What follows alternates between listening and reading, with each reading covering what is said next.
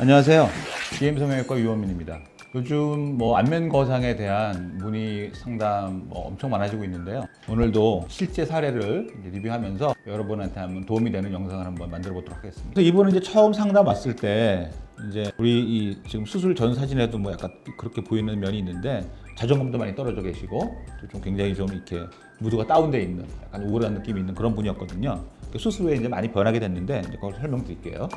자, 이분은 50대 초반의 여자분인데 수술 전 사진이죠. 이제 보시면 사실 피부에 잔주름 자체는 많지 않아요. 팔자도 그게 깊거나 심하지는 않지만 전체적으로 처짐이 생기면서 얼굴이 굉장히 길어지셨을 거예요. 그러니까 실제 이제 자기 얼굴에 이제 골격으로 따지면 이런 정도 얼굴이 돼야 되는데 이쪽으로 처짐이 많이 내려오면서 얼굴 전체 길이가 길어지는 거죠. 옆모습 보시면 지금 여기서의 턱선은 지금 이런 식으로 턱선이 지금 잡히고 있는데 실제 자기 턱선은 귀에서 이제 이렇게 좀 샤프하게 내려오는 턱선일 가능성이 높습니다. 또 하나 보시면 알 수 있는 게 소위 이제 피부에는 결이 있습니다. 이제 이렇게 우리 눈으로 봐도 쉽게 알 수 있는 피부 결이 이렇게 있거든요. 젊은 분들 같은 경우 처짐이 생기지 않으셨다 그러면 눈 밑에 얼굴의 피부의 결은 이렇게 가로로 가야 되는 거예요.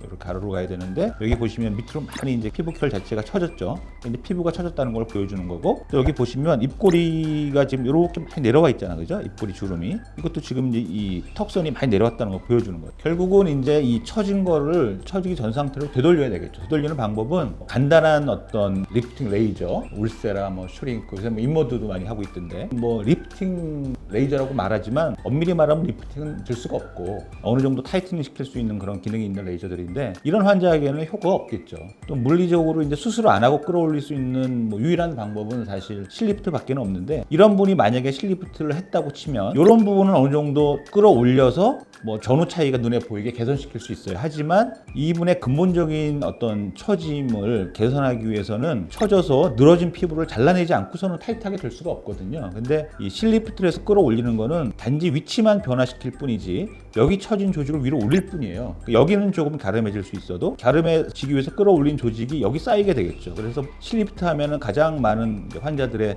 컴플레인 중에 하나가 얼굴이 넓어졌다. 넓어질 수밖에 없는 겁니다. 이론상. 왜냐하면 처진 조직을 위치를 이동시켰을 뿐이지 잘라내지 않았으니까. 그래서 이런 걸 이제 근본적으로 개선시키기 위해서는 끌어올린 조직을 잘라내야 되겠죠. 그죠? 절개선을 이제 가능한 귀에 숨겨서 눈에 띄지 않도록 절개선을 만들고 또 그 절개선을 이용해서 끌어올려서 남는 조직을 잘라낼 수 있도록 그런 목적으로 이제 안면 거상형 수술하는 거고요. 제가 이제 동영상 통해서 차 이제 여러 번 말씀드렸지만 눈 아래쪽은 귀에서 입꼬리 쪽으로 처진다고 보시면 돼요.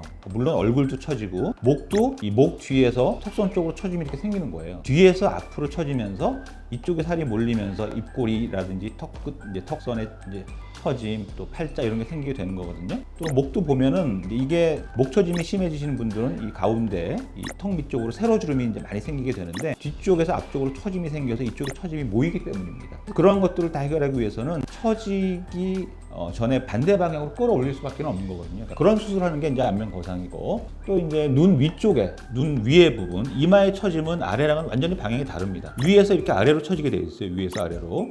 그래서 어떤 분들은 이마 주름이 있을 수도 있는데 이마 주름이 없이 팽팽한 경우에도 처짐은 남아있게 되는 거죠. 여기 보시면 눈썹하고 이제 이마 처짐이 진행이 되면 눈썹하고 눈 사이가 좁아지겠죠. 좁아지고 처짐이 아래 눈에 몰리면서 눈두덩이가 두툼해집니다. 그러니까 이런 거는 지방을 제거하거나 피부를 절제한다고 해결할 수 있는 문제는 아니고요.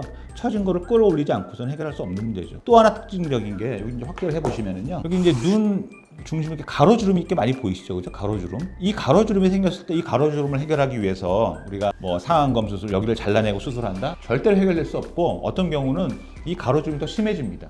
이 가로주름은 아까 설명드렸듯이 위에서 아래로 처짐이 생기면서 여기 눈에서 처짐이 몰려서 가로주름이 생기는 거예요. 이분은 조금 덜하신 편인데 이게 이제 이 눈꼬리 쪽에서 이 이마 처짐이 심해지면은 이쪽도 가로주름이 아주 심해져요. 그러니까 이런 이 가로주름 또 더 심한 분들은 콧잔등에도 가로주름이 생기거든요. 그러니까 이런 분들이 가로주름이 만약에 생겼다고 하면 처진 이마를 반대 방향으로 끌어올리기 전에는 해결할 수 없는 부분이에요. 그러니까 이런 거를 잘 알아야 우리가 정확히 대처할 수 있고 이분 같은 경우는 이마가 굉장히 넓으신 편이에요. 그러니까 이마는 이마 자체의 넓이만 보면 안 되고 이분의 어떤 얼굴 비율로 따져야 되는데 되게 이마하고 이제 비율로 따지면 되게 이렇게 우리가 1대1대1을 만드는 게 이제 이상적인 얼굴 비율로 보는데 그 비율로 따져도 굉장히 이마가 넓으신 편이죠. 그래서 이런 분들은 만약에 뒤쪽 헤어라인 뒤쪽에서 이마 절개를 통해서 우리가 이마 거상을 한다 그러면 이마가 더 넓어질 수밖에 없는 상황이 되는 거예요. 이런 분들은 이제 환자분이 동의를 하신다면 절개선을 앞으로 좀 빼서 이렇게 절개선을 빼서 이마 축소도 하고 또 이마 거상도 할 수 있는 그렇게 수술을 진행할 수 있거든요. 근데 그렇다고 해서 또 우리가 여기를 절개한다고 해서 뭐 우리가 이제 과거에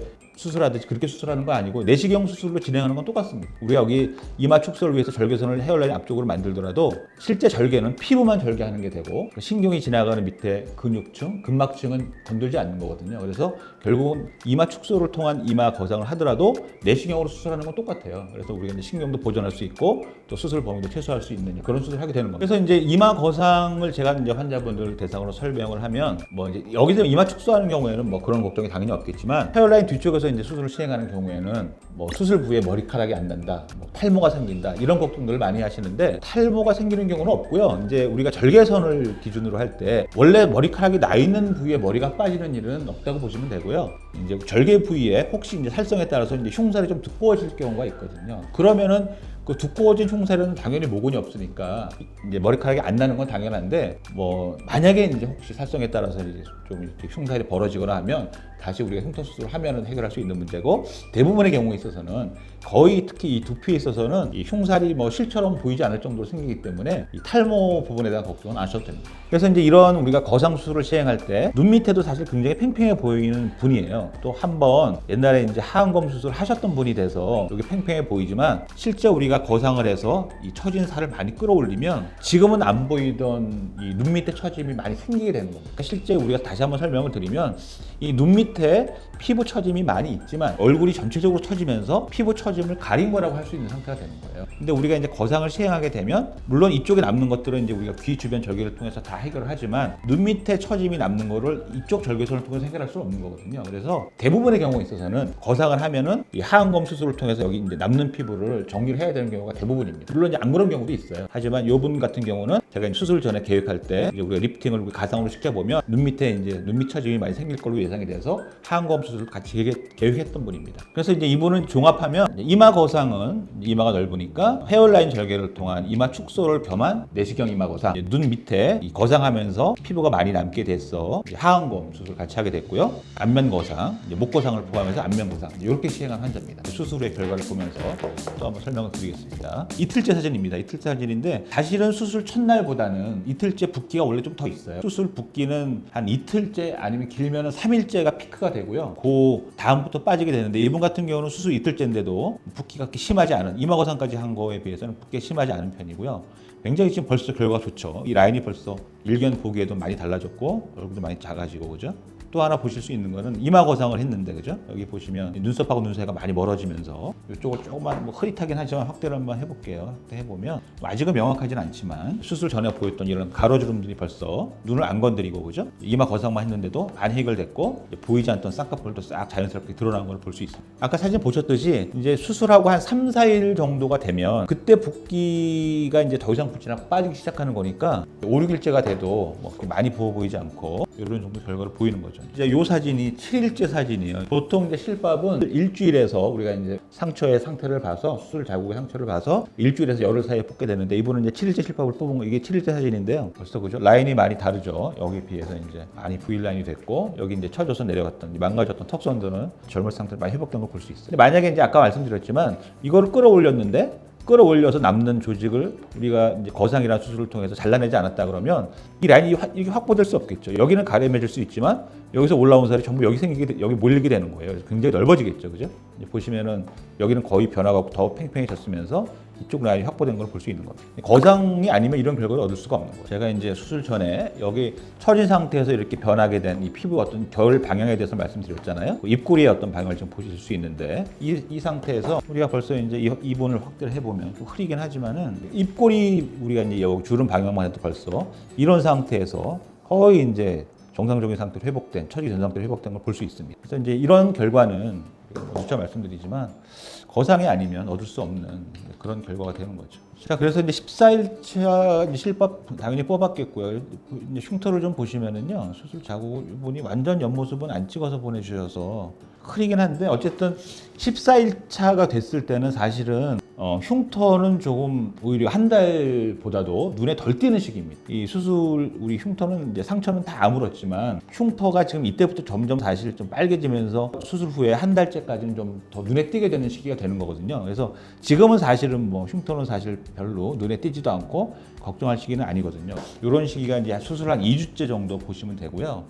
이 정도 되면 사실은 뭐 활동하거나 이런 데는 크게 지장 없는 거죠. 이 사진은 이제 수술하고 3주째 21일차 된 사진인데 좀 요거는 이제 하안검 때문에 그런지 약간 먼기가 좀 있긴 한데 화장으로 딱 커버될 수 있는 시기고 이제 아까 설명드렸지만 뭐 흉터가 조금 사실 이 수술 자국이 점점 진해지는 시기가 사실 오고 있어요. 사실은 수술 2주째보다 이때가 흉터가 더 눈에 많이 띌 수 있고 수술 한 달째 되면 좀 많이 빨갛게 보일 수 있어요. 볼 수 있는데 뭐 아까 설명 여기서 한번 수술 전 사진 턱선이랑 비교해 보면은요. 수술 전 사진인데 지금 이분은 사실은 뭐 누차 말씀드리지만 이분이 주름이 많은 건 아니에요. 주름도 별로 없고 뭐 피부도 깨끗하고 뭐 잔주름도 없으신 편인데 여기 보시면 여기 이렇게 턱선이 여기까지 이렇게 내려와 있는 거예요. 이렇게. 그러니까 이거를 이제 본인의 어떤 진짜 턱선이 아니고 이분은 실제 이제 본인의 턱선은 이 정도 돼 있겠죠. 이 정도. 뼈에. 여기 지금 가상의 이 턱선은 피부가 처져서 밑으로 턱선을 많이 내린 겁니다. 그러니까 당연히 얼굴이 길어 보일 수밖에 없고 얼굴이 옆으로 퍼져서 커질 수밖에 없는 거예요.